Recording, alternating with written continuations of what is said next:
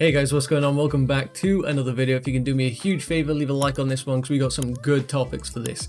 Let's start off with Erling Haaland expects Chelsea transfer, but Blues are against Mino Raiola clause request. So let's break this down. There's two sections to it. Mino Raiola wants to put a clause in the contract if we are to sign Erling Haaland so that he can get out of the club. So I'm assuming a release clause of some sort. Maybe after like 4 years, a release clause becomes active, something similar to what's going on at Dortmund at the moment. But then we break down the other section.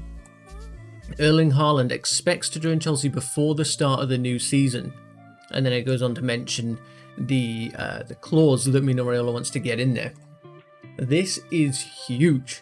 Erling Haaland expects to join Chelsea, so out of all the clubs that are interested, it looks like Chelsea is definitely one that is top of that list, if not top of the list, because expecting to join us not only implies that he's happy to do it. We've heard that, we've agreed terms with him.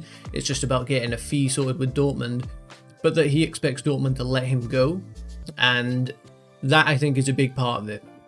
If he's expecting to be let go, then he knows that maybe they've got some sort of fee that they've agreed on, that if we offer X amount, Dortmund say yes, like they have with Sancho. Given that deal has gone through for Sancho to United, it has made me wonder, does this affect the Haaland deal? Would they really want to let their two best players go in the same season, in the same transfer window? Probably not, but at the same time, they're going to lose Haaland next year. It'll be 60-something million if that release clause whole situation is true. Maybe they're just going to say, you know what, this season we'll lose him, but we will have so much money. I believe it's around 70 million that they've got for Sancho. Haaland going to be 100-ish million, so let's just say 170 million.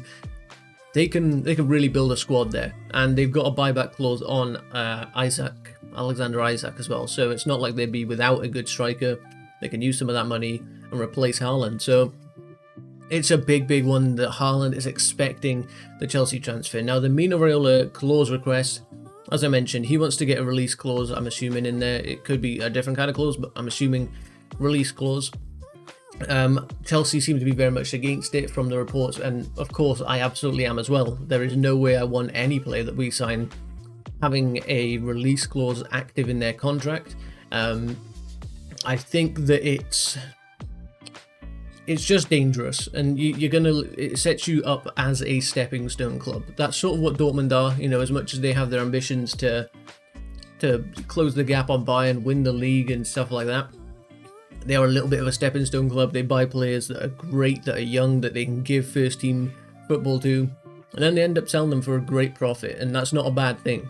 But we don't want to become the kind of club that buys these big players and then ends up selling them to a Madrid, to a Barcelona. We want these players to come here and be here for the long haul. So definitely against any sort of clause, even if it means the deal maybe doesn't go through, unless the release clause is something ridiculous. But even then, I'm really not sure I can sign up on a release clause personally. We'll see how this one goes, but this is a big update in the whole Haaland transfer saga. He expects the transfer to happen. Now moving on to the next topic, you can see here Chelsea join Manchester City in race for Sergio Ramos after Real Madrid exit. So it looks like there's a bunch of clubs interested. We can see further down this list: PSG, Manchester City, Bayern Munich, Manchester City, Chelsea added into that list. Do I want Sergio Ramos? For his talent level, yeah, sure, I'd take him. For the attitude, the bad sides of Ramos, the aggression, I guess, that you could add in there, not really. I'm not sure he's the kind of player that I want at the club. As I mentioned when this report first came out, we've got Thiago Silva at the moment, who is aging, a great player, has won pretty much everything, like Sergio Ramos has. But Thiago Silva's personality is a fantastic one. He's amazing. He's come in, he's already a fan favourite. We see him celebrating in the stands. He doesn't just see this as a job. I'm here to, be a defender for a year and then I can bounce. That's not how he's seen it. He's bought into the club sort of culture completely. Would Ramos do that? I kind of doubt it. Would he nurture our other players, our defenders, teach them his ways? Maybe they'd learn off him a bit. I'm not sure he's that kind of personality. So for me, I'd rather we didn't do it. I'd rather we go, you know, if our backline is also going to have Sergio Ramos and Thiago Silva in there, we are maybe bordering along, you know, going too experienced at that point, because these players are a little older. Maybe they're going to be more prone to injuries, which is definitely common in older players. Are we going to come to a situation, we've seen Thiago Silva with his injury problems, where Thiago Silva and Sergio Ramos, two of our best centre-backs should we have them, are injured. They're getting injured every few weeks. Speed, of course, you know, it's not FIFA, pace isn't everything, but at the same time, it is something that's vitally important, especially when Man United are signing players like Sancho. Sancho would run rings around Ramos when he starts slowing down. So, you know, it's things like this you have to consider. Personally, I'm not for this deal. If Chelsea really want it and Tuchel wants it, then I back it. You know, I'll back them, of course, after winning the Champions League, but it does worry me, those personality traits, more so than anything, that, you know, we've got Thiago Silva. Why not go for someone younger that we can, or why buy anyone at all, to be honest? We've got Mark Guehi coming through, Malang Sarr on loan. You know, we've got our options that we could bring through, so is it necessary? I'm not too sure. Then next we have a report saying Chelsea midfielder rejects new contract and he has eyes for Milan. We'll cover this one quickly. As you can see pictured back there, it is Yoko. He has apparently turned down contract talks from Chelsea.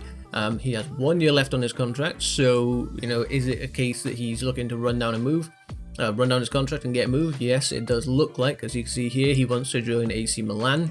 Isn't interested in signing with Chelsea again. Of course, we're not playing him, so I don't entirely blame him. But we do apparently have a contract extension in his contract, so if we want to, we can exercise that to get an added year in there. That puts the contract at 2 years, and we can get a bit of a fee for him. You know, clubs aren't going to pay much for a guy that's on a 1 year deal, and he's going to be free in, you know, 12 months. They can start contract talks at 6. So yeah, it looks like Chelsea are going to extend that, and then we'll discuss with Milan saying, look, he's on a 2 year deal, we can hold him for that time, you won't get your player. And then we can get a bit of money out of Bakayoko. It's not going to be what we paid for him, I think it was 40 million-ish, but we'll get something for him, so it's not all bad. Then the final topic that we have today, and this is another pretty big one. Declan Rice has put Manchester United and Chelsea on alert after it emerged that he has turned down 2 new contract offers from West Ham. Rice is expected to reject any more imminent attempts to extend as he waits to see whether a bid comes in. Now, I've also heard that not only is he's saying, no, I'm not signing a new contract, I want to see what, you know, offers are available for me. He's also asked to be informed whenever a bid comes in for him. So the club don't technically have to tell Declan Rice anything, I believe. I think they can just reject it, and that's it. Whereas he has now asked them, I guess in a gentleman's sort of agreement way, if a bid comes in, he wants to know how much is coming in, like how much they're offering, and what club, etc., so that he can decide whether he wants to go for it. And if he really wants that move, will he put in a transfer request? Possibly, or will they just, you know, gentleman's sort of agreement it, because he does have a lot of respect for West Ham.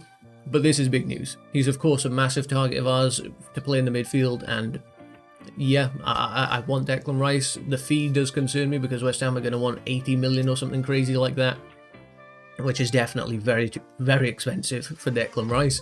But he is a great talent. He's got a lot of potential in him, and he's already good and a great midfield option in the Premier League. So for me, let's go make this happen. Let's go put a bid in, see, you know, when West Ham announce it to him, is he going to force that move? What's going to happen there? So I'm happy with this. This is big news. Haaland expecting a transfer, Declan Rice not signing contracts, and tell them that he's probably looking to leave. We got some big things going on. So that's going to be the end of the video. If you did enjoy, please be sure to leave a like on it. Hit subscribe so you stay up to date with all my future videos, and I'll see you guys next time. Goodbye.